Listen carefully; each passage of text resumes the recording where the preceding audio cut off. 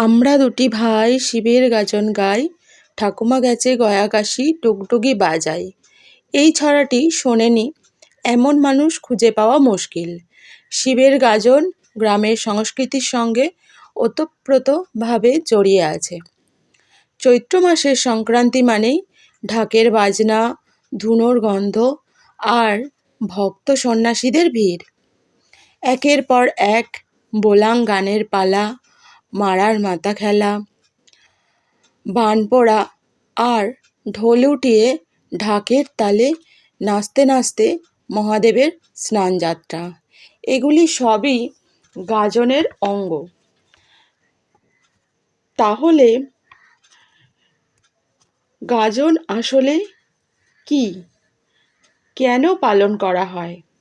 এই গাজন কে বা কারা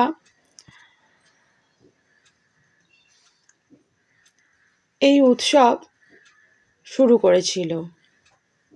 এই সমস্ত কিছুই জেনে নেব আজকের ভিডিওতে। গাজন শব্দের অর্থ, গা শব্দের অর্থ হচ্ছে গ্রাম, জন শব্দের অর্থ জনসাধারণ। গাজন অর্থাৎ গ্রামের জনসাধারণের একটি উৎসব। আবার কেউ কেউ বলে থাকেন গর্জন শব্দ থেকে গাজন শব্দটি এসেছে, কারণ এই উৎসবে অংশগ্রহণকারী সন্ন্যাসী ভক্তরা মহাদেবের নামে প্রচণ্ড গর্জন করেন। তাই এই অনুষ্ঠানের নাম গাজন। এই অনুষ্ঠানটি প্রথম শুরু হয়েছিল ধর্ম ঠাকুরের উৎসব হিসেবে।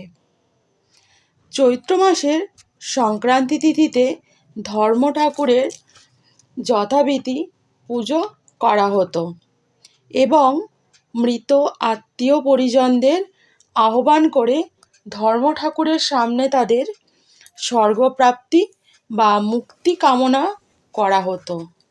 আর পরের দিন ধর্ম ঠাকুরকে সঙ্গে নিয়ে গঙ্গা স্নান করে অনুষ্ঠান করে সমাপ্তি করা হতো।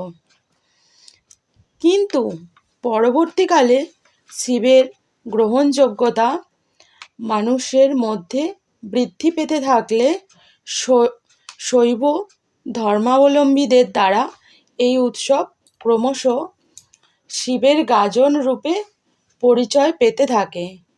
মনে করা হয় এই তিথিতে মহাদেবের সাথে হরকালীর বিবাহ সম্পন্ন হয়েছিল।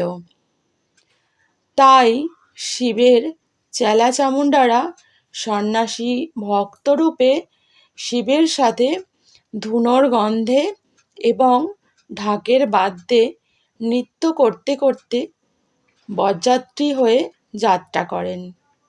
গাজন সন্ন্যাসীরা তাদের শরীরে বাণ বৃদ্ধি করে শরীরকে বিভিন্নভাবে কষ্ট দিয়ে ইষ্ট দেবতাকে সন্তুষ্ট করার প্রয়াস করেন।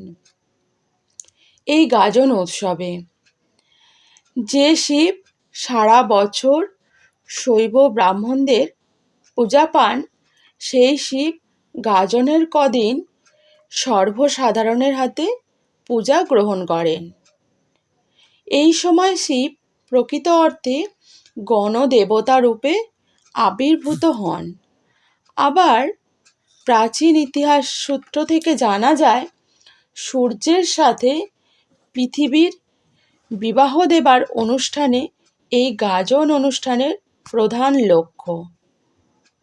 চৈত্র মাসে সূর্য যখন প্রবল অগ্নিময় রূপ ধারণ করে, তখন পৃথিবী দেবীর সাথে তার বিবাহ দিয়েই তার তেজ প্রশমন ও বৃষ্টির আশায় কৃষিজীবী সমাজ এই অনুষ্ঠানের উদ্ভাবন করেছিলেন।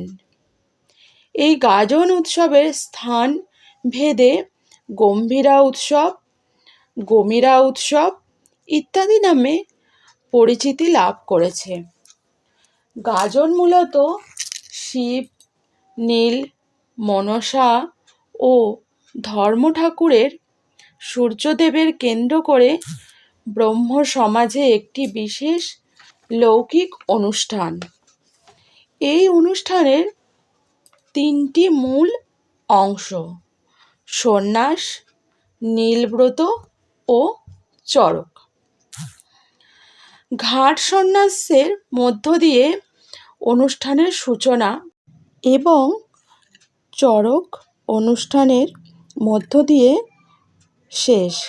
তবে চৈত্র মাস, বৈশাখ মাস, জ্যৈষ্ঠ ও আষাঢ় মাসেও কোনো কোনো স্থানে এই উৎসব পালিত হয়।